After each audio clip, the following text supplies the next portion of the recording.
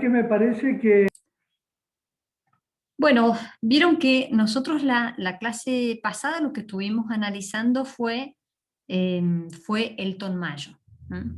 Conseguí un librito muy interesante. Ustedes van a decir que soy vendedora de libros, pero van a ver que la verdad que es maravilloso. No hay mejor cosa que leer un buen libro. Les recomiendo este libro, ¿sí? Ahí no sé si se ve en pantalla, El valor de los valores, de Giuseppe Argiolas. ¿M? Es un libro maravilloso, maravilloso. Yo ahora algunos de los capítulos estoy haciendo un trabajo de investigación y, y la primera parte, digamos, es puramente para administración y me llamó mucho la atención. Voy a leerles solamente un fragmento, no les voy a leer todo el libro, obviamente que no, pero les voy a leer un fragmento justo de Elton Mayo. Es así, tomado textual de su bibliografía.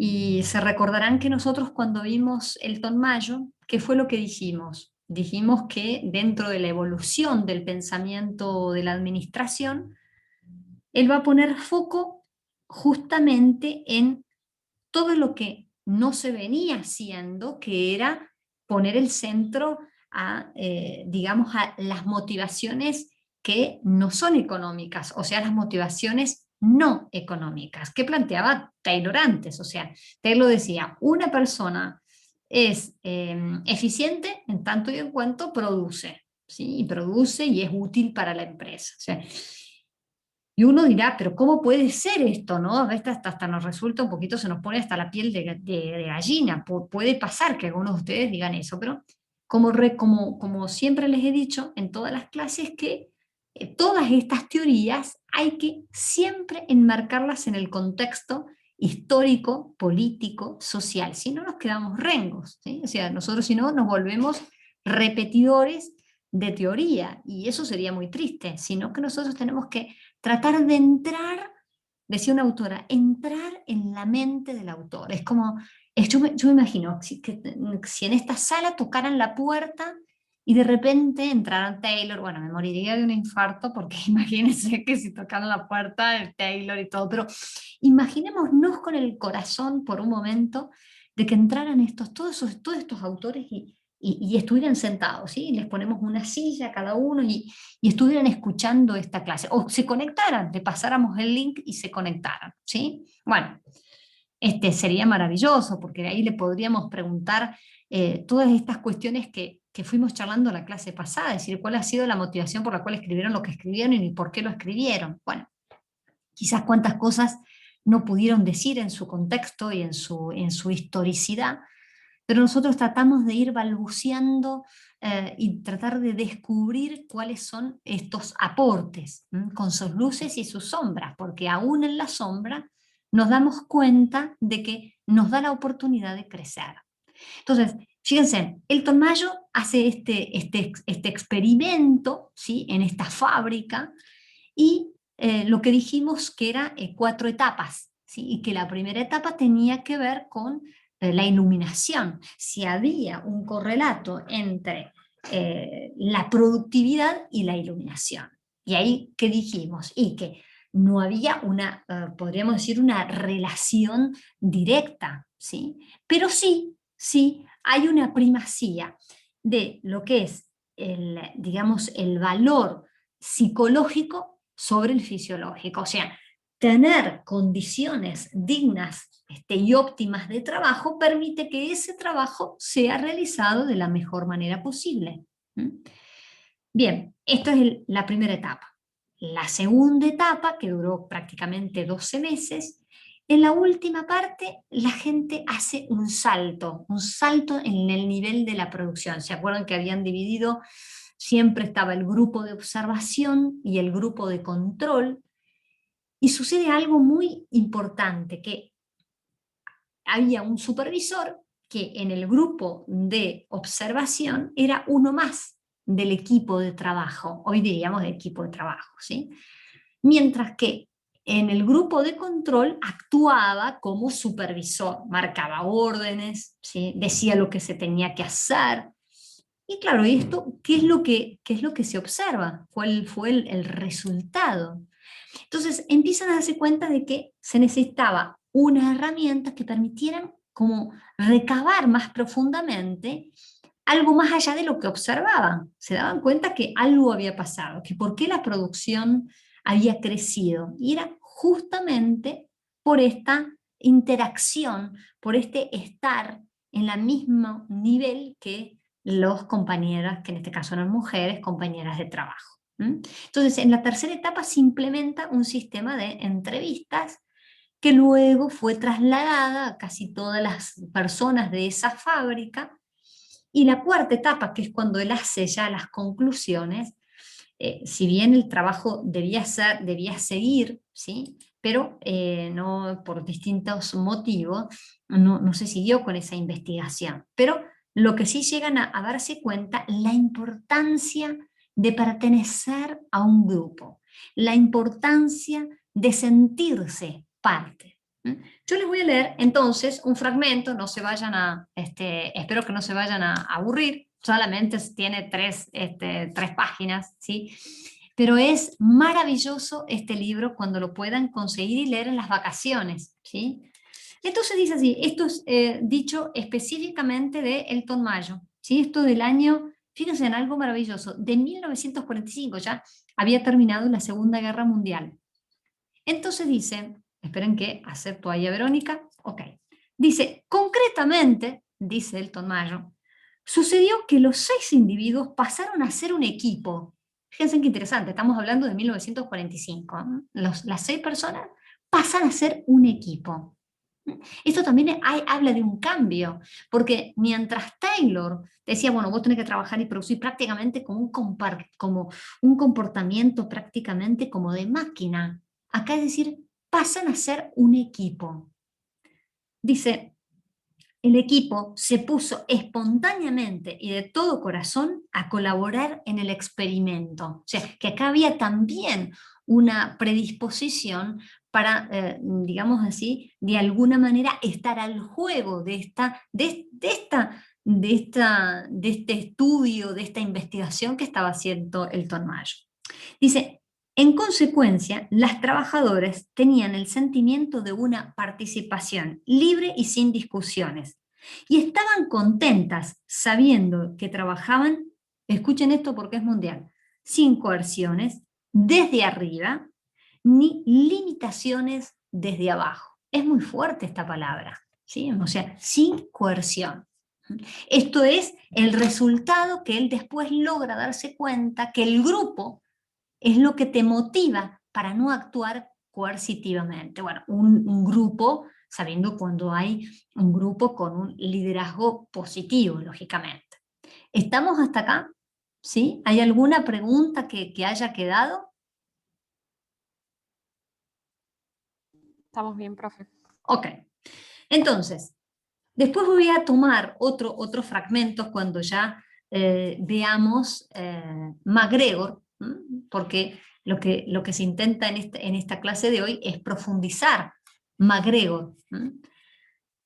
Ahora bien, terminado Elton Mayo, ¿sí? Había podríamos decir una palabra actual, ¿no? Una onda en todos los teóricos de superar el análisis del comportamiento individual al comportamiento grupal. Entonces, justamente comienzan distintas escuelas donde, empezando también con Maslow, ¿sí? No voy a profundizar Maslow porque ustedes después los van a ver en recursos humanos y en otras materias, y no es nuestros autores principales de Administración 1. Pero básicamente él cuando habla de esta jerarquía de necesidades, ¿a qué hace referencia? A esta necesidad de que la persona no solamente necesita trabajar para comer, para comprarse, no sé, la ropa, para tener un techo, sino que la persona está llamada, digamos, como podríamos usar una palabra que se usa normalmente en un ámbito religioso, pero hoy las empresas hablan de una vocación como un llamado, es decir, esa persona está llamada a autorrealizarse. ¿Mm? Bien, no habla, obviamente que Abraham Maslow no habla de vocación, yo estoy usando una palabra actual en el mundo empresarial, pero como llamado a esa respuesta, a esa necesidad, a esa motivación intrínseca. Entonces, todas las teorías que se van como entrelazando después de Elton Mayo y otros seguidores, van a poner foco entonces en justamente en el comportamiento grupal de las organizaciones. Entonces ahora vamos a ver el slide.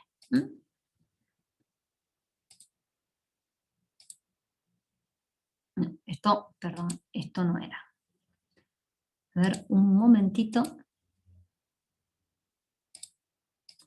Ahí está. Un segundito. Bien. Entonces, fíjense acá, ¿no? MacGregor, ¿cuál fue, digamos, su idea fuerza para MacGregor? Ustedes saben que MacGregor escribió un libro muy interesante sobre el lado humano de las organizaciones. Y él va a decir algo bastante interesante. Él va a comenzar, fíjense su análisis, él va a escribir, primero, ¿por qué escribe el lado humano de las organizaciones? ¿Sí? Ustedes saben que él comenzó siendo como repositor, como alguien que cargaba, digamos, los productos hoy diríamos, en un supermercado. Después, con el tiempo y muy en el tiempo, comienza digamos, a supervisar la tarea que él hacía desde que comenzó en ese supermercado.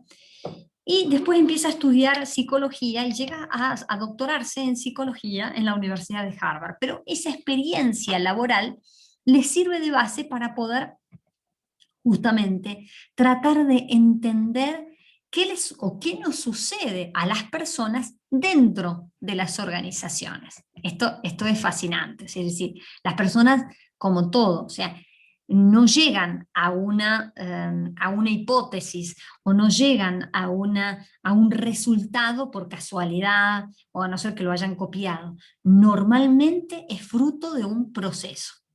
Entonces, él va a decir varias cosas. Por un lado, va a decir que la autoridad, si yo les preguntara, por ejemplo, cuál es la diferencia entre Taylor, Elton Mayo, Fayol, no sé, Ford, sobre McWeber, sobre la autoridad, y podríamos encontrar en cada uno de ellos una connotación particular, ¿sí? Mientras que Fayol va a decir que la autoridad es el derecho de mandar y hacerse obedecer, ¿sí? McWeber, ¿qué va a decir? Va a decir que la autoridad justamente está, digamos, enmarcado aquel que tiene a través del reconocimiento que le da la organización, o sea, le da legitimación para poder llevar a cabo ese grupo de tareas o asignado dentro de un cargo. Sí, fíjense qué importante para McWeber la legitimidad, lo que lo hace legítimo. En cambio, fíjense, MacGregor va a subrayar otro elemento importante. Él va a decir que la autoridad es el medio fundamental para el control administrativo. O sea, para que se cumpla ese control es necesaria la autoridad. Ahora, esa autoridad dentro de una estructura organizacional, o sea, no decir, bueno, ¿quién es el jefe? Bueno, tal. Bueno, entonces él es el que va a decir, no habla de legitimidad como McWeber, pero lo que le va a dar de alguna manera asegurada que esa persona haga lo que tenga que hacer es la estructura organizacional. O sea, en definitiva, no está hablando de un poder legítimo desde el punto de vista legal, sino que toma a la organización, a la estructura organizacional como referencia. ¿Sí? Es decir, esta organización, este gerente general me consigna, me da la posibilidad que yo pueda cumplir con esas tareas. ¿Estamos hasta acá? Esto es importante que quede como, les diría, como casi claro. ¿Sí? ¿Estamos? Ahora, la pregunta que él se hace, dice, bueno, pero ¿por qué pasa con la gente? ¿Por qué la gente no está motivada? Si la gente se le paga, si se los trata bien, porque fíjense lo que decía Elton Mayo. Elton Mayo decía tratar de alguna manera, de favorecer el incentivo no económico. Entonces, él se seguía preguntando, como siempre nos preguntamos las personas, ¿por qué actuamos de cómo actuamos? ¿Sí? Es decir, si hoy tenemos la ciencia de la administración tan desarrollada, si los autores ya escribieron, si los autores se quemaron las pestañas, ¿por qué seguimos equivocándonos?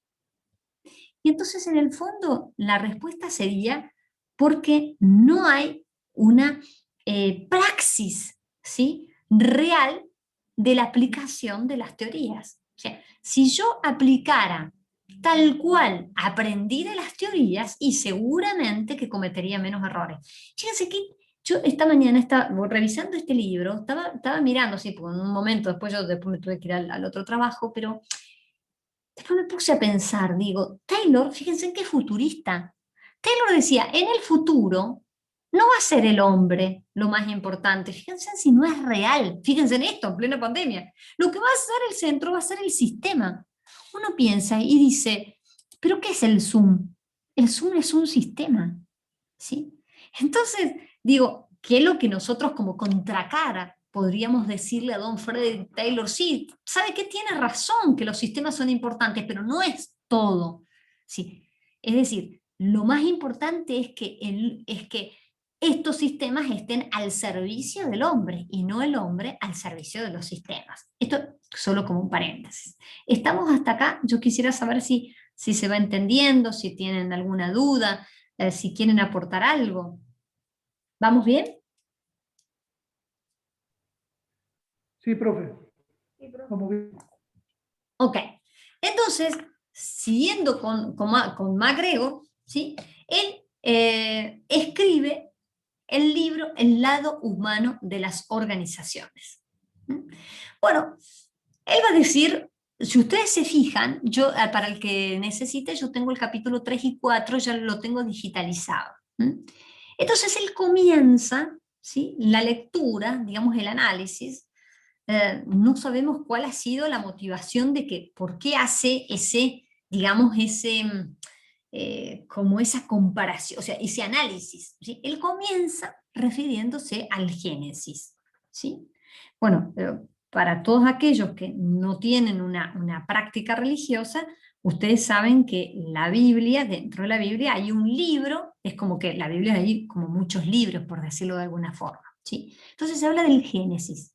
Entonces empieza a contar, no MacGregor cuenta del Génesis, sino que él, haciendo referencia al Génesis, dice, claro, como el hombre, digamos, fue castigado por Dios por haber pecado contra lo que Dios había pensado para el hombre, si en esta desobediencia, el hombre, fíjense en esta frase, yo la fui remarcando con amarillo porque eso está textual del capítulo 3 de su libro. Dice, siente una repugnancia intrínseca hacia el trabajo y evitará siempre que pueda. Ustedes dirán, ¿pero qué tiene que ver esto con el Génesis? Y porque dice que en el fondo el haber desobedecido, vieron que en ese texto del Génesis, que estaría bueno que lo fueran a ver para saber si corrobora si es así, dice, Dios le dice al hombre, bueno, ganarás el pan con el sudor de tu frente, ¿no? Dice, ganarás el pan y bueno, y vas a obtener un resultado con el sudor de tu frente. O sea, hay un esfuerzo, ¿sí? Hay un sacrificio, hay una negación, digamos, de parte digamos, de tener, por más que después en algunos casos el trabajo hasta puede ser interesante, lindo, pero no es que es todo un así nomás, sino que hay un esfuerzo. Pero dice, hay una repugnancia intrínseca al trabajo y más adelante empieza a explicar por qué. ¿Por qué esta repugnancia? Dice, aunque el hombre acepte premios, siempre va a estar en una constante insatisfacción.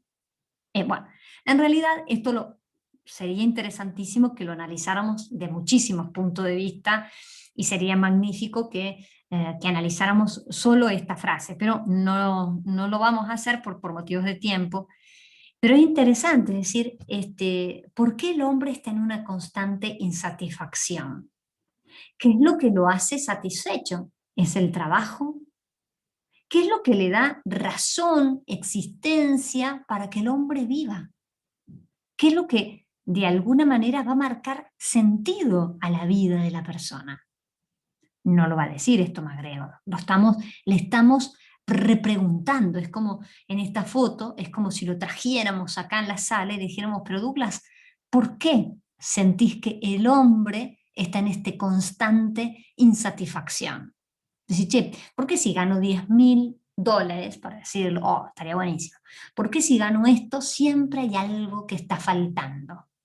Bueno, entonces él solamente hace esa referencia, que como, digamos, por este pecado original, las personas, digamos, de alguna manera, están, para poder trabajar, no lo hacen en forma así nomás que todo les llueve de arriba, sino que hay un esfuerzo, ¿no? Bueno, dice, debido a esta tendencia humana, va a seguir MacGregor en el análisis, dice, va a tratar de rehuir al trabajo. O sea, no quiere trabajar, según él, según en esta teoría el capítulo 3, porque es muy interesante analizar, si ustedes se quedan con el capítulo 3, van a quedarse como rengos. ¿Por qué? Y porque solamente presenta una visión. En cambio, en el capítulo 4, bueno, después sigue más adelante todo el libro, el lado humano de las organizaciones, es muy bueno, pero el lado 3 empieza a explicar, inclusive nos llega a darnos cuenta de por qué la visión, por qué una visión como más conductista o centrada en la autoridad misma llega a ser tan pesante. Entonces dice, la mayor parte de las personas tienden a ser obligadas, que es lo que también dice acá en este libro más adelante, ¿sí? Están amenazadas y solamente hacen el trabajo porque los obligan a realizar, ¿no? Y cumplen eso porque el jefe, la visión del jefe, está ahí permanentemente que hagan que... Entonces, hay una visión coercitiva. Fíjense en qué contraste entre lo que presenta desde esta visión de MacGregor, que ya vamos a ver que tiene como otra contracara, y lo que decía Elton Mayo, que descubrieron estas mujeres. Estas mujeres descubrieron que justamente que podían trabajar y que no sentían este poder coercitivo, ni de arriba ni de abajo. Fuertísimo. Dice, el ser humano promedio prefiere que lo dirijan, ¿sí? Quiere soslayar responsabilidad, o sea, no hacerse cargo. O sea, porque es más fácil que me digan a mí lo que yo tengo que hacer que ir al jefe y decirle, che, mira, la verdad que esta tarea la podríamos hacer de esta manera, ¿qué tal si a esta otra cosa la hacemos de...? No. Entonces, deposita todo en la autoridad. ¿Sí? Ahora, si ustedes siguen leyendo, ¿qué es lo que llegamos a la prácticamente conclusión? La conclusión es que hay dos supuestos para MacGregor. Dos supuestos. Un primer supuesto es la teoría X. Y otro supuesto es la teoría Y. Ahora, desde una visión X, ¿sí? Fíjense las características. O sea, una vez me acuerdo, te voy a contar algo gracioso. Una vez un alumno dice, no, porque MacGregor, en un examen final, dice, no, MacGregor por un lado decía esto y por el otro lado decía lo otro. No, yo les quiero decir que dentro de su teoría, él analiza dos posturas, tanto del operario como de la dirección. ¿Qué pasa cuando se tiene una visión X, que es una visión más conductista, más conservadora, desde una visión Y, que es una visión amplia? Acá en el libro, en El valor de los valores, va a decir que una visión Y no es una visión light, no es una visión permisiva, no es una visión, bueno, hagan lo que quieran, sino es dice, ¿qué pasa cuando en una organización, algo muy hermoso, dice, ¿qué pasa cuando en una organización se pierde la reciprocidad? ¿Mm? Entonces, ya vamos a llegar a eso. Después les quiero preguntar si ustedes creen que en una organización existe la reciprocidad. Mejor aún, la pregunta que les quiero hacer es, ¿qué es para ustedes la reciprocidad? No me la contesten ahora. La vamos a contestar cuando veamos la visión. Pero vayan pensando en la respuesta porque quiero que cada uno me diga algo, ¿sí? Bueno, entonces, desde la visión X, ¿qué característica encontramos? La gente trabaja lo menos posible. Porque entonces, ¿cómo va a ser la lógica de trabajo? Y, Inés, tenés que limpiar el escritorio. ¡Pum! Limpio el escritorio. Yo frente, acá arriba, tengo 2 cuadros que los hizo una amiga, maravilloso. Algún día se los voy a desclavar, pero es un cuadro minimalista, es bellísimo. Y esta amiga que es pintora, es muy interesante, ¿no? Porque, bueno, va a pintar con relación a toda una serie de cosas, ¿no? Yo puedo decir, bueno, si sigo la visión X, pinto el cuadro, limpio el cuadro y ya está, limpio el escritorio y ya está, limpio todo lo que hay en la sala y ya está. Y no es eso. Fíjense en que la visión X es, me dicen todo lo que yo tengo que hacer y hago. Evitan responsabilidades. ¿Por qué? Y porque solo acepto órdenes. Prefieren que lo manden, entonces es más fácil, porque yo al aceptar órdenes no me hago cargo. Si tengo alguna idea, se la dejo que el jefe lo haga, ¿sí?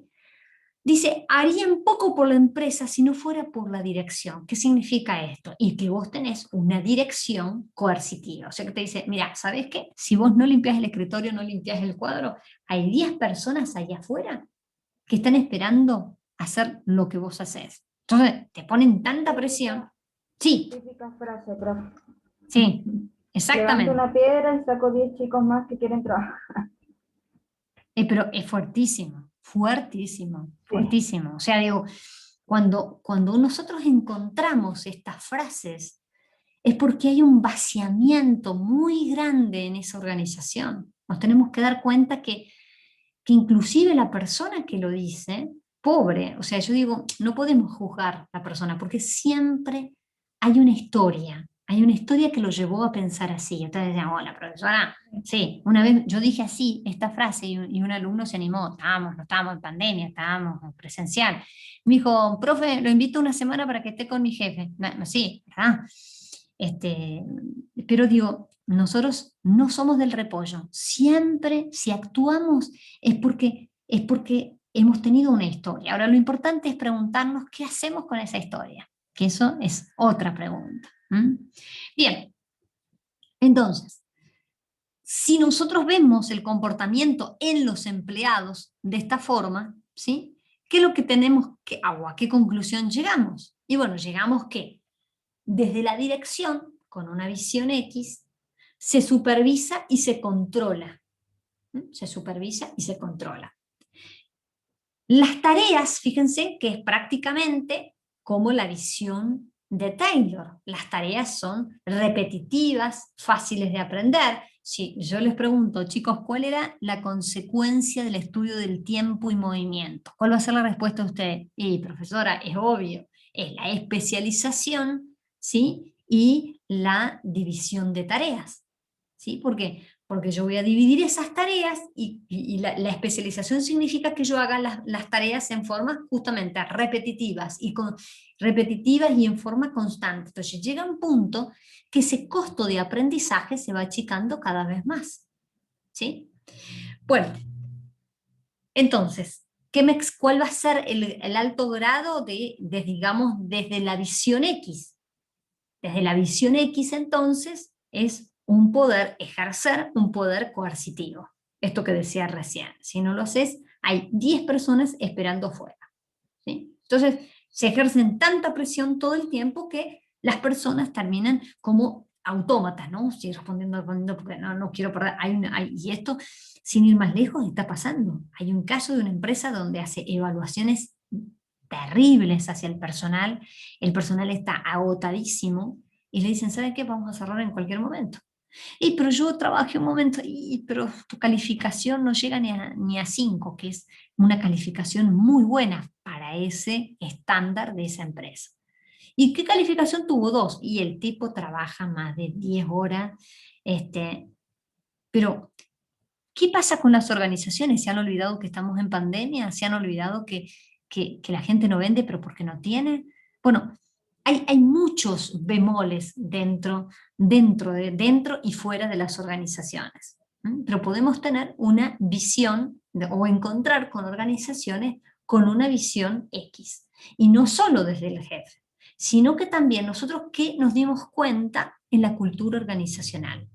Nos dimos cuenta algo, que las personas, ¿sí?, que estamos dentro de una organización, la cultura organizacional hace que se influya, es ese, va a decir Paz Martínez, ese hábitat, ¿sí?, ese modo de operar dentro de ese ambiente.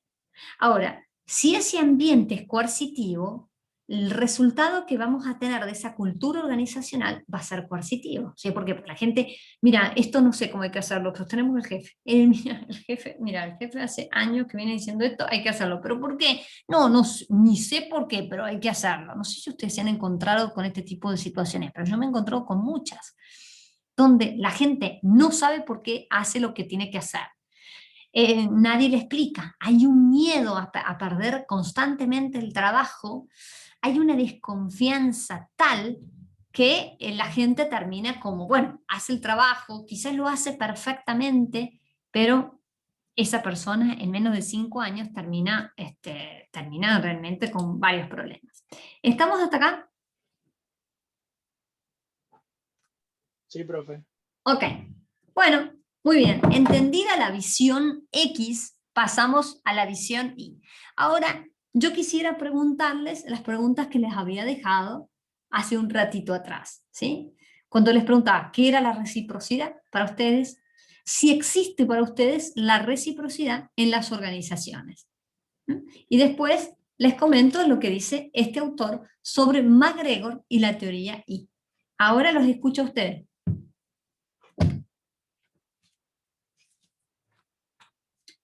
Traten de no agolparse. Ahora se desconectan todos, che.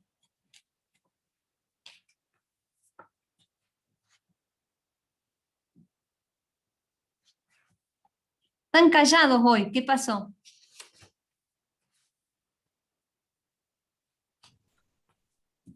Para mí, profe, es como,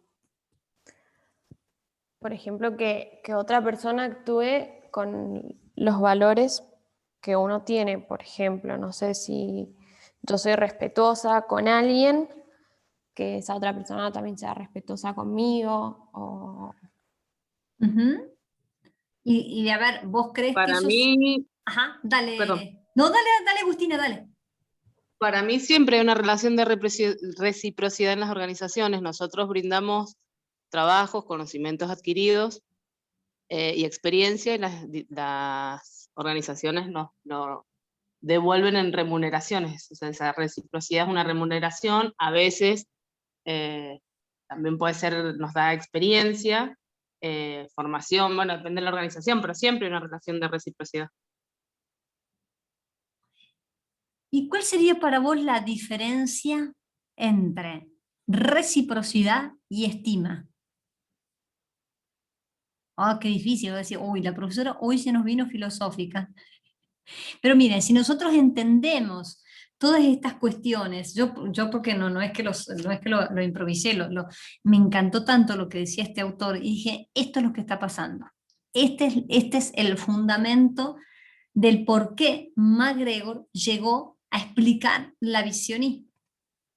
Bueno, los escucho. Sí, profe, la estima sería cuando te valoran como persona, como ser Sí. humano, te ponen en otro lugar. Y Reciprocidad. Ajá. como dice Agustina, me parece que va por ahí. Ajá. ¿Alguien más quiere decir algo? Hola. Para mí Dale. la reciprocidad es como una obligación que tienen las empresas con el empleado, o sea, como un contrato, y la estima es la valoración de la persona. Buenísimo, me encanta todo lo que va saliendo. Por ejemplo, yo tengo otra visión de la reciprocidad y la Ajá, estima. ajá, La estima para mí puede ser como cuando decimos tal empleado o tal persona tiene puesta la camiseta de la empresa, que es como el sentido de pertenencia a una organización. Lo veo por ahí más o menos. Y la reciprocidad, muchos lo llevan al sueldo, a lo monetario, y puede ser desde otro punto de vista, como una felicitación o un premio fuera de lo que es el sueldo normal y corriente, o como por un objetivo. tal cual, tal cual. Gracias. ¿Alguien más quisiera decir algo? Yo quisiera agregar a todo lo que se ha dicho de mis compañeros, que me parece que en la reciprocidad eh, se van a, digamos, a tener que tener en cuenta tres valores importantes, o tres aspectos importantes. Para mí, la empatía, el respeto y la dignidad. Yo creo que en base a eso va a haber reciprocidad. Tal cual, tal cual. La verdad que primero gracias porque me sorprendieron gratamente. Cuando puedan, ustedes van a decir, no, la profesora ¿de dónde saca todo esto? No, realmente yo soy una apasionada de todos estos autores. Hay otro libro que se llama La economía silenciosa. Yo se los he nombrado a este autor en otras clases. Se llama Luigino Bruni y él habla que existen tres tipos de reciprocidad, ¿no? Una reciprocidad de contrato, como decía Paula, che, yo me contrataron para limpiar esta sala y todo lo que hay en ella. Entonces hay una reciprocidad de contrato porque dice, bueno, usted la contratamos para limpiar todo lo que hay en esta sala y el pago es tanto. Muy bien, bueno, ¿cuándo comienza? Hoy. ¿Sí? Hay una reciprocidad contractual. Luego dice que hay una reciprocidad, y acá tiene que ver con la estima, donde yo valoro al otro, es decir, digamos, independientemente que el otro me valore a mí. ¿Sí? Hay una reciprocidad incondicional, ¿no? Entonces, en el fondo, lo que va a plantear este autor con relación a la teoría I es que dice, cuando yo empodero al otro, porque quiero que el otro saque lo mejor de sí, estoy haciendo que esa reciprocidad incondicional, ¿sí?, venga en evidencia. Si bien la teoría, hoy lo miramos en el tiempo, y esta es una visión particular, la de Giuseppe Argiolas, ¿sí? Bueno, lástima que MacGregor está en la tumba, pero le podríamos preguntar, así como quien se pregunta así en el aire, si realmente eso quiso decir. O sea, en el fondo, la teoría ahí lo que plantea es muy distinto al capítulo 3 que mencionaba MacGregor desde una visión X.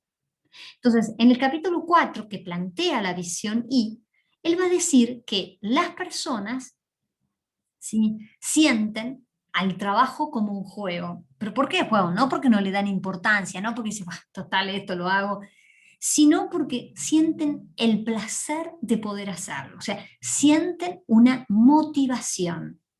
¿Sí? ¿Se acuerdan cuando vimos el concepto de motivación? ¿Sí? Cuando decía Rey Valero, que decía, es esta fuerza arrolladora capaz de transformar una vida. Estoy tan motivada que soy capaz de transformar la vida de otras personas dentro del ambiente laboral.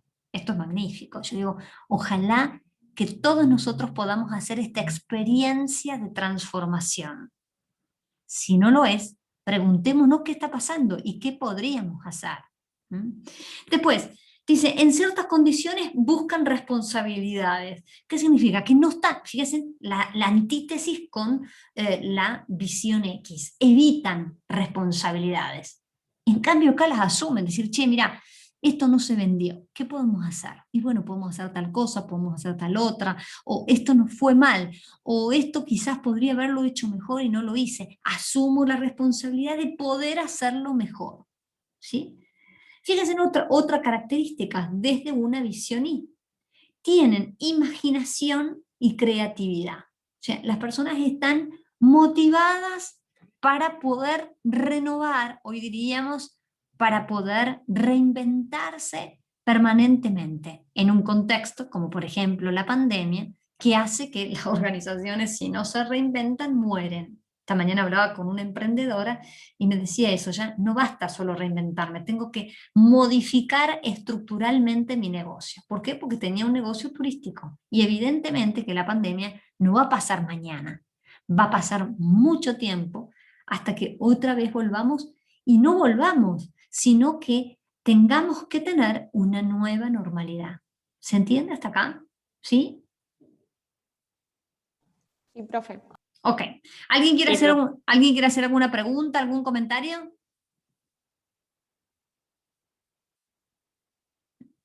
No. Ok. Entonces, Profe, que dale. en cuanto a la teoría y en la medida que a la persona se la empieza a valorar o se le tiene estima, el empleado empieza a tomar un rol más protagonista. Totalmente, totalmente. Es así. Porque es como que, suponiendo, ¿no? Vos sos gerente de un área y estamos todos nosotros, bueno, y a cada uno nos vas empoderando. ¿Qué significa? Que nos vas dando inclusive aquella posibilidad que quizás puedes decir, mira, te contraté para este puesto, pero viendo tu perfil, quizás podés dar, quizás tu aporte o tu desarrollo profesional puede ser en este otro lado. Y eso es hermoso. Yo me acuerdo, trabajaba en una organización hace muchos años y me acuerdo esta jefa me dice, mira, vos tenés estas características y yo no me había dado cuenta, no me había dado cuenta porque, y tenés que mejorar esto otro. Yo digo, me sirvió para la vida. Yo digo, no lo volví a ver porque bueno, ya después me cambié de provincia, me vine volví digamos, a mis pagos, a Mendoza, y yo cuánto le agradezco a esa persona que tuvo el coraje de decirme cómo me veía y al mismo tiempo de decirme lo que podía hacer para mejorar. Esto es fantástico, ¿sí? Entonces, Profe, revisando. la estima y la reciprocidad influyen mucho y se empieza a manejar más el concepto de motivación, de lo que es las ganas que le pone el empleado a su tarea, también por esa devolución.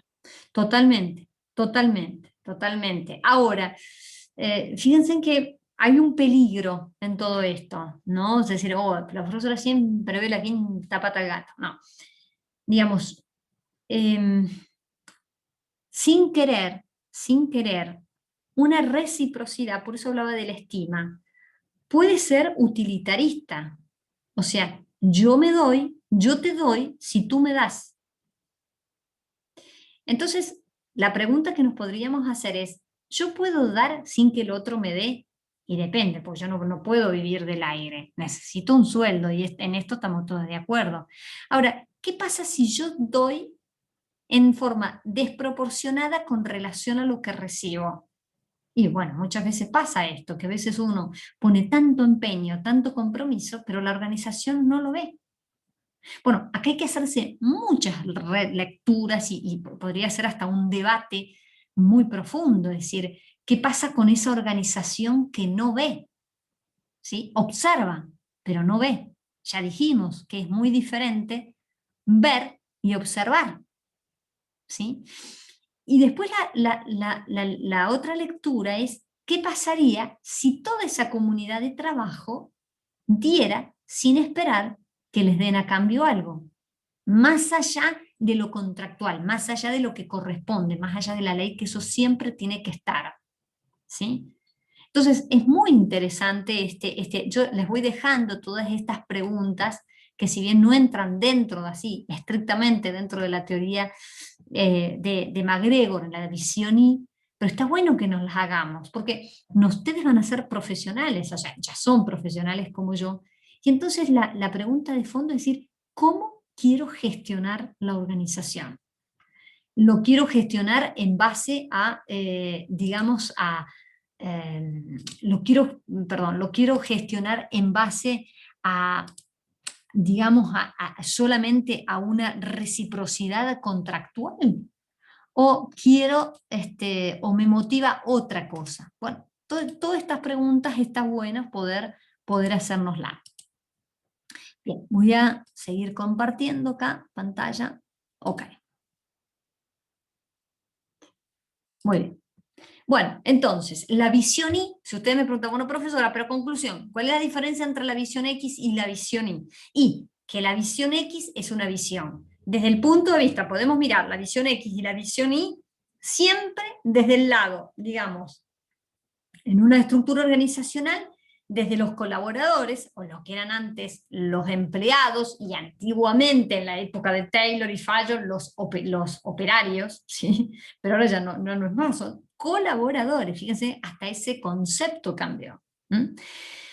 Bueno, entonces, si yo pienso en estos colaboradores, desde una visión X, este colaborador no va a ser un colaborador, va a ser alguien que va a estar bajo mis órdenes y donde va a cumplir esas órdenes que yo le digo. Y por lo tanto, ¿sí?, él las va a cumplir o las va a intentar cumplir a rajatabla, porque sabe que en el fondo el que lo contrata dice, tengo 10 personas afuera esperando en tu lugar.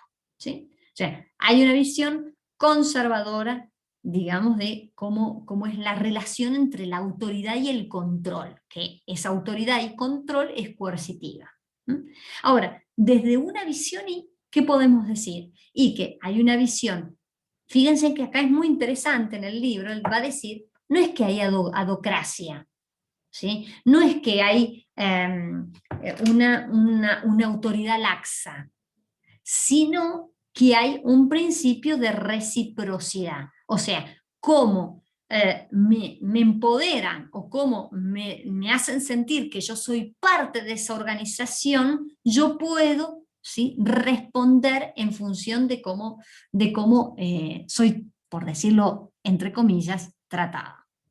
Y fíjense que entonces lo podemos mirar desde el nivel de los colaboradores, ¿sí?, y el nivel de la autoridad.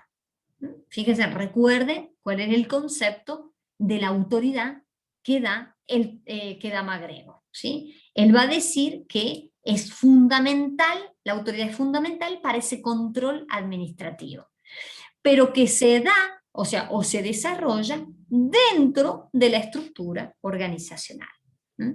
Bien, vamos a ver qué pasa desde una visión Y, acá. Bien. Entonces, dicen desde una visión Y, ¿cómo vemos a la organización?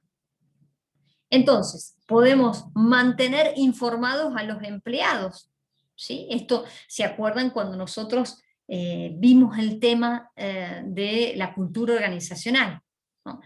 Y dijimos que para que una cultura organizacional se mantenga, ¿qué era lo más importante o qué debíamos tener presente? La socialidad, ¿sí? ¿Qué significa la socialidad? Y que debo de comunicar a los empleados, acá hay una empresa, al menos hasta antes de la pandemia lo hacía, todos los lunes, se encuentra con todo, desde el CEO hasta la señora que hace la limpieza. Magnífico, se encuentran todos los lunes para ver cómo anda la empresa. Entonces dirán, ¿qué tiene que ver la señora de la limpieza con la empresa? Porque eso es empoderar, o sea, todos son importantes, ¿sí? Todo es importante. Hay otra empresa, que la pueden googlear, una empresa de Paraná, y donde, ¿qué es lo que hace con los empleados? Los junta a los empleados cada 6 meses, a todos los empleados, y les dice cómo son las cuentas, el dueño. Bueno, yo siempre le digo, bueno, pero Germán, vos te sentís contento con lo que haces, está bien, porque eso también te puede jugar en contra. Dice, yo no tengo nada que esconder.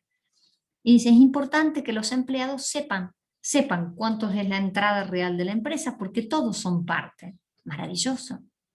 Todos son parte. Entonces, ¿en qué se gastó? ¿Qué se fue? ¿Qué se invirtió? ¿A qué se dio prioridad? Maravilloso. Entonces, desde una visión Y es mantener informado a los empleados. Escuchar sus objeciones, sugerencias o planes.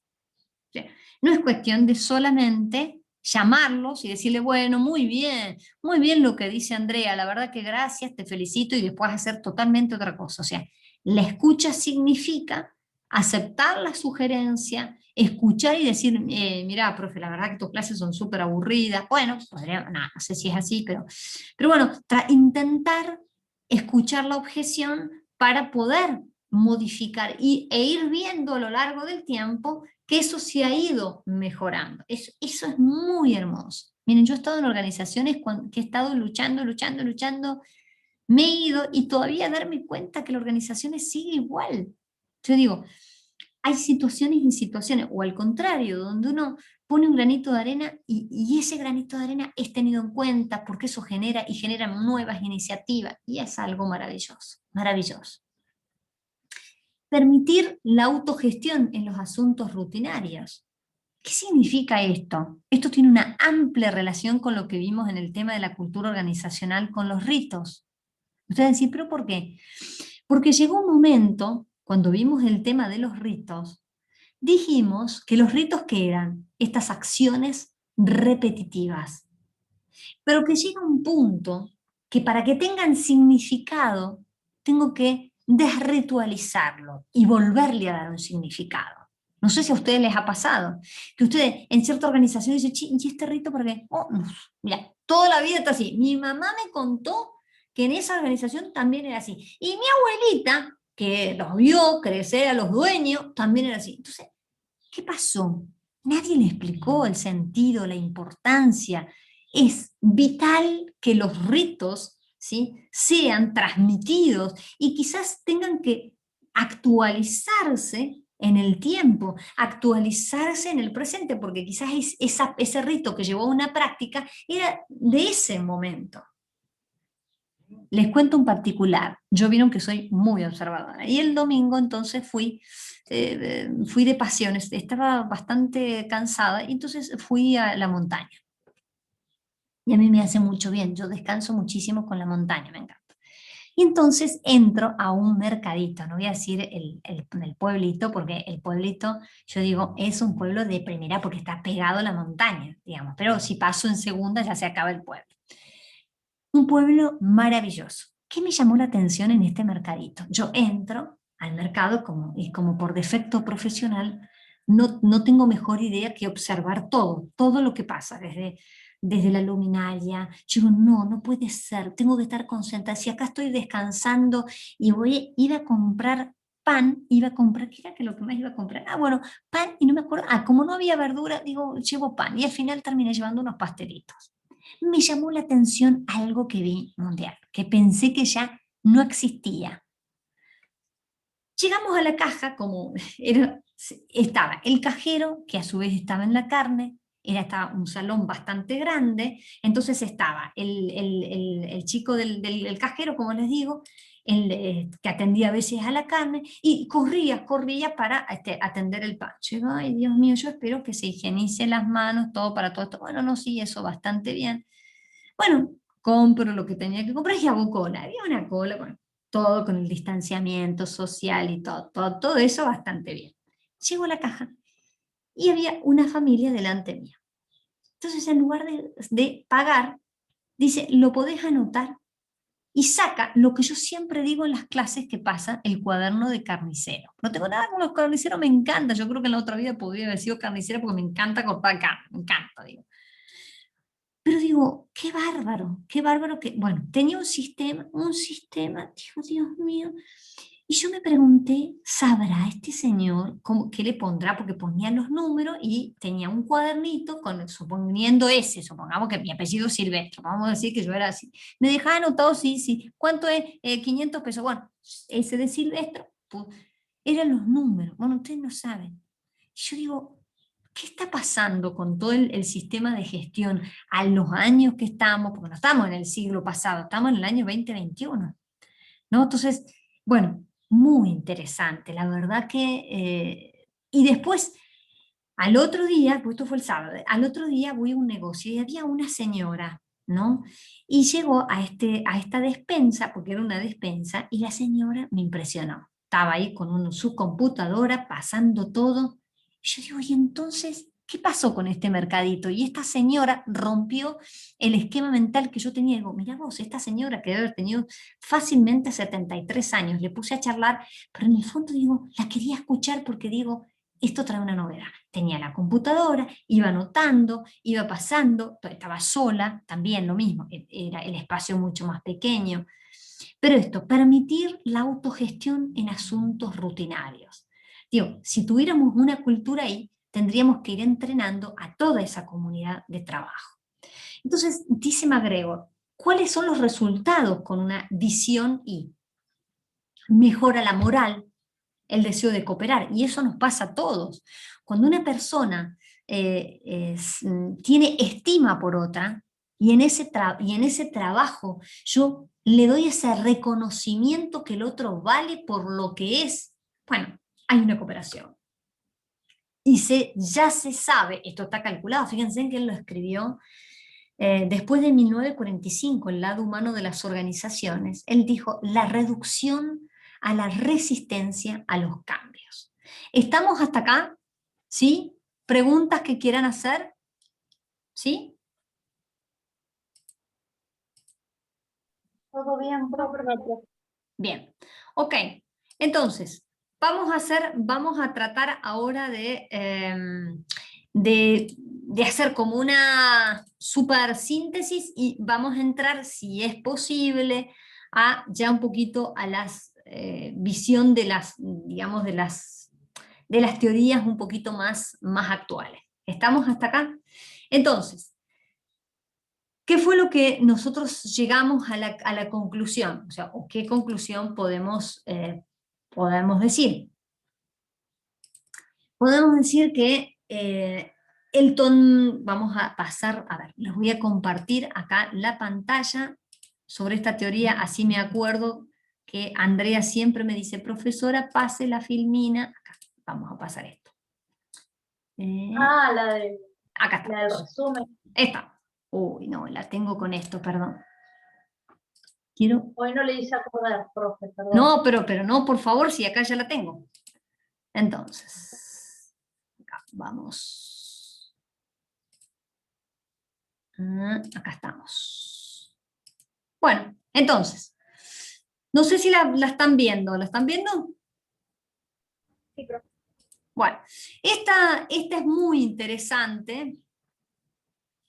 ¿Por qué? Porque un poco lo que me va a mostrar es las distintas teorías y a dónde ponen énfasis, ¿sí? Entonces, nosotros dijimos, esperen que voy a dejar de compartir para que se vea, no sé por qué no se ve toda la pantalla, ahí. Entonces, lo que vamos a hacer es ampliar acá, a ver, darle un zoom. Ok. Bueno, entonces, las teorías, ¿sí? Haciendo una síntesis de la supersíntesis, fíjense que la teoría de la administración científica, ¿sí? Con a la cabeza Frederick Taylor y todos los otros, ¿dónde van a poner énfasis? En las tareas. Esto no se lo olviden más, ¿sí? ¿Y a dónde y cuál es digamos, ustedes dirán, bueno, profesora, entonces la esencia de la teoría de la escuela, la administración científica, es la racionalización del trabajo. ¿Qué significa esa racionalización? El estudio del tiempo y del movimiento. ¿Por qué? Porque acuérdense que a diferencia con Elton Mayo, para Taylor lo más importante eran los incentivos económicos, o sea, la persona llegaba a la máxima productividad en tanto y en cuanto, ¿sí? Era capaz de producir. ¿Sí? Que gracias después a los seguidores como Lillian y Frank Gilbert empiezan a estudiar los micromovimientos. Entonces dice, si nosotros le damos descanso a las personas, la curva de poder recuperar otra vez la máxima eficiencia se va a poder hacer, se va a poder llevar a cabo. ¿Estamos hasta acá? Bien, entonces, la teoría de la administración científica. La teoría clásica con Fayol, ya ustedes lo vieron con la profesora Blanca, ¿sí? ¿Dónde va a poner su énfasis? En una visión estructuralista, en una visión panorámica de toda la organización. Fíjense que él habla del proceso administrativo, de las funciones, de los principios, ¿sí? Y ¿cuál va a ser el hito más importante dentro de la teoría de Fayol? El rol del administrador. Fíjense que estamos hablando de 1910 y sigue siendo de una actualidad maravillosa. La teoría de la burocracia, que también lo vieron con la profesora, con el máximo exponente McWeber, ¿sí? Donde pone énfasis en la estructura y en la reglamentación. O sea, él va a decir que por qué es importante la reglamentación, la normatización. Porque si esas normas no se dan por escrito, cualquiera hace cualquier cosa, y más pasado el tiempo, nadie se acuerda de lo que estamos hablando de después de 1920. O sea, fíjense en la actualidad, y sigue siendo muy actual la teoría de McWeber. Entonces, habla de que esta racionalización organizacional se hace en función de organizar la práctica administrativa en forma escrita. Y ahí viene el gran aporte que son los manuales de funciones, el organigrama, ¿sí? Bueno, la teoría de las relaciones humanas con Elton Mayo, ¿sí? Donde, fíjense que, donde va a poner foco en esa relación interpersonal que se da gracias a la interacción con los grupos, ¿sí?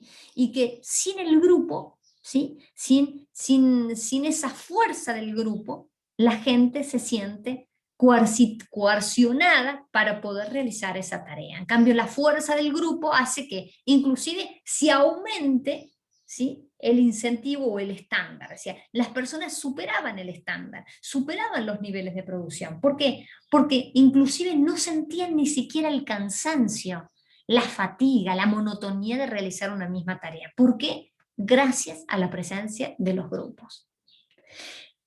¿Y qué es lo que hace? Elton Mayo entonces rompe el paradigma, ¿sí? Rompe el paradigma de trabajar con una visión, ¿sí?, de incentivos económicos a los incentivos no económicos. Y pasar de decir cómo es el comportamiento de las relaciones humanas a nivel individual a ya la teoría del comportamiento organizacional, a pasar a ver qué pasa cuando toda la organización pone foco ¿en dónde? En las personas. Y esas personas van a actuar de acuerdo a una mayor comunicación, motivación. Entonces dice, bueno, ¿qué pasa cuando, que fue lo que vimos ahora, cuando las personas se encuentran bajo una autoridad, ¿sí?, o también un equipo de trabajo desde una visión X? O qué es lo que sucede cuando tenemos digamos, una visión Y. Hay esto que decíamos, la autogestión, la responsabilidad, la creatividad, ¿sí? Bueno, la teoría de la calidad como lo han visto ustedes con la profesora Blanca, Juran, Deming, Ishikawa, ¿sí? ¿Dónde va a poner énfasis? Fíjense en que es la eficiencia ya automatizada, ¿sí? Acá viene en evidencia la eficacia puesta al servicio de la atención a los clientes, o sea, se pone énfasis en las personas, pero que ese énfasis en las personas no es de cualquier manera, sino que hay una forma de tomar las decisiones en función de qué, y en función de la calidad. O sea, nosotros vamos a tomar decisiones, hay un proceso, hay una forma de tomar decisiones para que el resultado que obtengan los clientes externos, los colaboradores externos, vean que es un producto que llega en tiempo y en forma, por ejemplo, ¿sí? Bien, años 90, ya hemos superado todo ese andamiaje de la historia de la administración. Nosotros, ¿qué es lo que nos estaría faltando dentro de las escuelas? Que ahora vamos a ver las escuelas más modernas, como la teoría Z, ¿sí?, con William Uchi. Vamos a ver qué pasa. Fíjense en que MacGregor, que muere joven, logró casi empezar a escribir algo que después William Uchi lo termina de completar con la teoría Z, donde la teoría Z, ya lo vamos a ver la próxima clase, donde no va a poner énfasis en la X y en la Y, hay una tercera visión, y eso lo vamos a profundizar el miércoles próximo. Pero nosotros ahora, ¿qué es lo que vamos a intentar ver?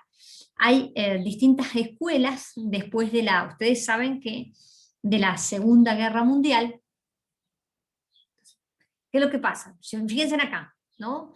¿Se acuerdan la primera clase?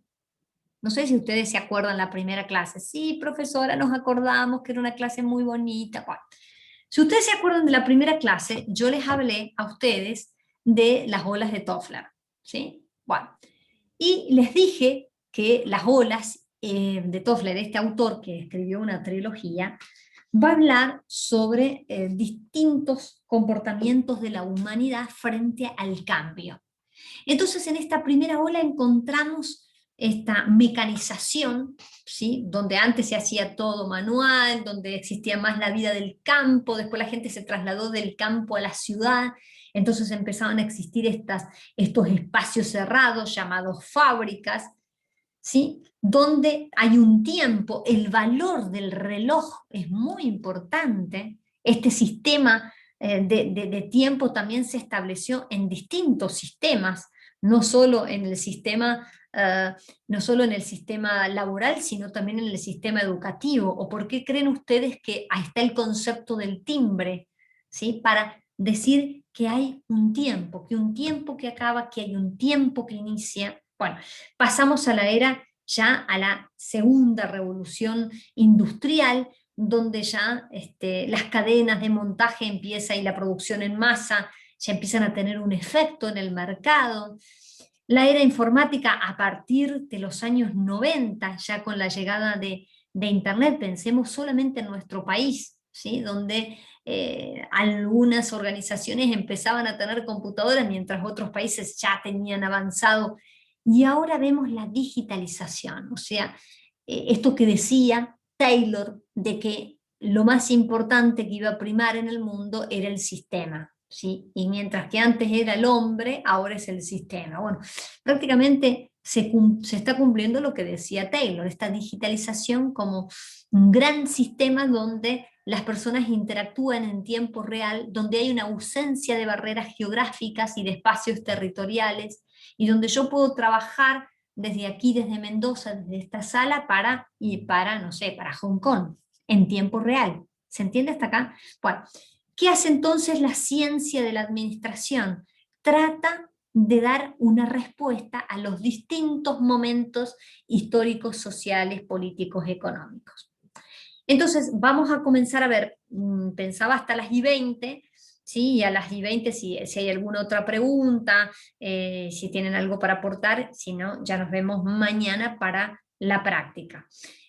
Para la práctica, recuerdo que háganme acordar así les doy un avisito práctico.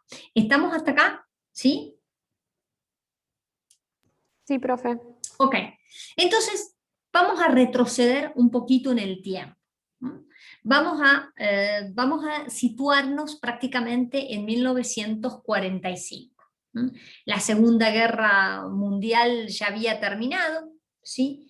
Y sucede algo muy importante, ¿no? Que las grandes corporaciones empiezan a tomar a los altos mandos, digamos, que habían estado en la guerra, y dice, si esta gente fue tan eficiente y eficaz en la guerra, ¿sí? Lo podemos contratar para las empresas para que analicen y reaccionen en el mercado como han reaccionado en una guerra, ¿sí? Entonces decía, el mercado es como el gran campo de batalla, donde ya el competidor, fíjense que antes de la Segunda Guerra Mundial, el competidor cooperaba conmigo en el mercado, ¿sí? Después de la Segunda Guerra Mundial, se fue modificando ese segmento. ¿Por qué? Ese concepto. ¿Por qué? Porque ya no es más el competidor, el cooperador, sino alguien que yo tengo que tratar de sacarlo del camino para yo poder tener ese liderazgo competitivo. Muy fuerte, ¿no? Y ahora estamos viendo como una cierta también, además de todos los vaivenes, también observamos que hay otra vez un deseo de recuperar la humanización en las unidades de negocio. Y por eso hoy se habla del gran ecosistema, donde en el ecosistema interactúa cada uno de los actores del sistema para que colaboren, para que actúen recíprocamente. Siempre inclusive desde ojalá sería una reciprocidad incondicional, pero por ahora que lleguen a una reciprocidad contractual está bárbaro. Por ejemplo, que una cámara empresaria de un rubro se ponga de acuerdo para el precio es buenísimo. ¿Sí? Que los competidores se favorezcan unos y otros para la compra de insumos, por ejemplo. Bien, entonces, situémonos otra vez en 1945, terminada la Segunda Guerra Mundial. Entonces estas grandes potencias, por ejemplo la General Motors, empiezan a contratar a estas personas que habían estado en los altos mandos, digamos, o como CEO dentro de la organización militar, para que formaran parte ahora de las unidades de negocio y que vieran los negocios ya como campo, digamos, para poder combatir. ¿Sí? Bueno, muy bien. Bueno, esto lo dije de la Segunda Guerra Mundial, muy bien. ¿Qué es lo que sucede? Sucede que se da, ¿sí?, la teoría, ¿sí?, y con esto hasta acá voy a quedar al día de hoy, la escuela de las matemáticas o la administración cuantitativa. Voy a hacer otra vez una diferencia entre una escuela de pensamiento y teorías administrativas.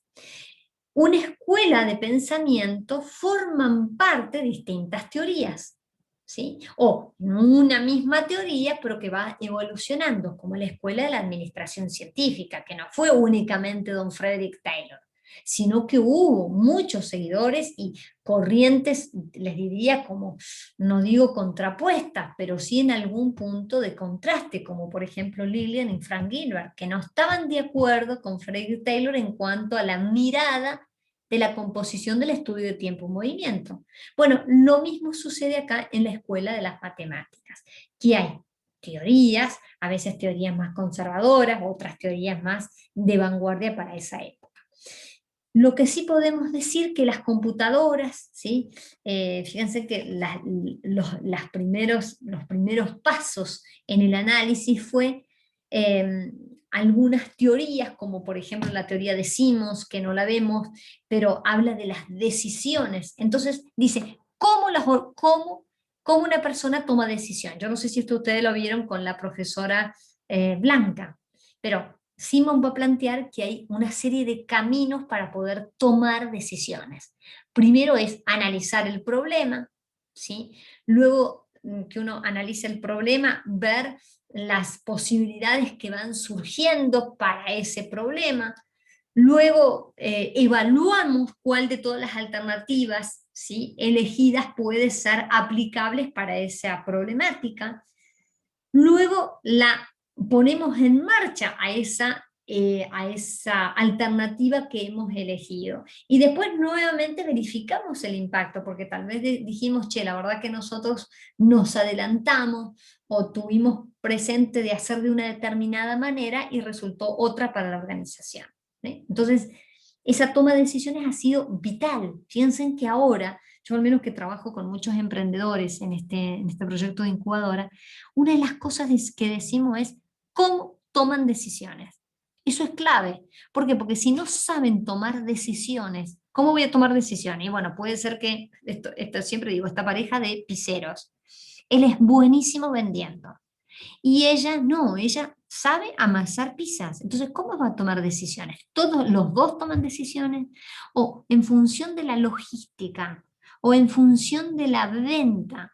Si él tiene más experiencia y más calle en vender, entonces, ¿quién va a liderar esa decisión? Esto es clave, esto no se habla, estos son los matices grises que después a la hora de acompañar a los emprendedores y decimos, no, usted tiene que tomar la decisión, ¿y por qué no en los emprendimientos no se habla de las decisiones compartidas, de las decisiones colegiadas, y esto es muy nuevo para la ciencia de la administración.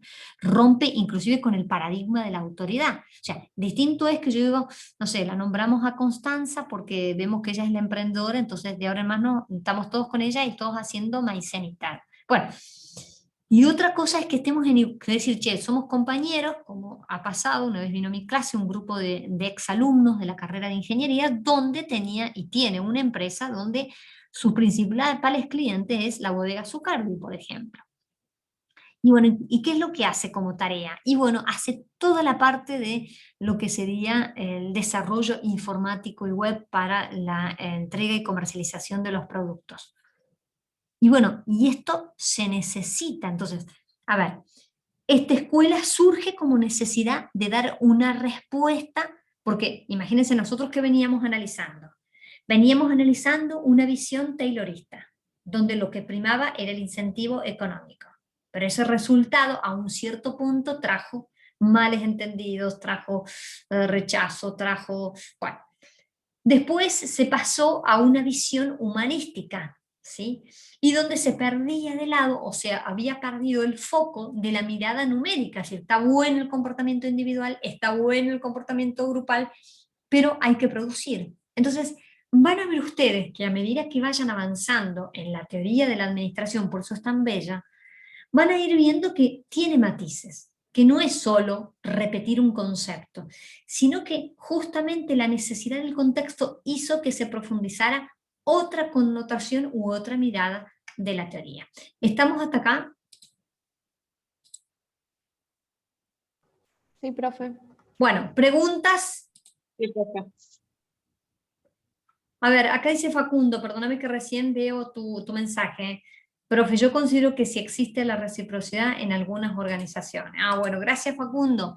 Bueno, entonces, para mañana, ¿qué es lo que vamos a ver? Yo les subí el trabajo práctico número 10. Es muy interesante, revísenlo porque está buenísimo. Nosotros vamos a ver lo que empezamos a tratar de terminar el trabajo práctico pasado, lo vamos a ir haciendo así, desarrollando en forma pausada. Si es que ya alguno lo hizo, estaría buenísimo, porque así la clase es mucho más rica y mucho más interactiva y todos vamos aprendiendo.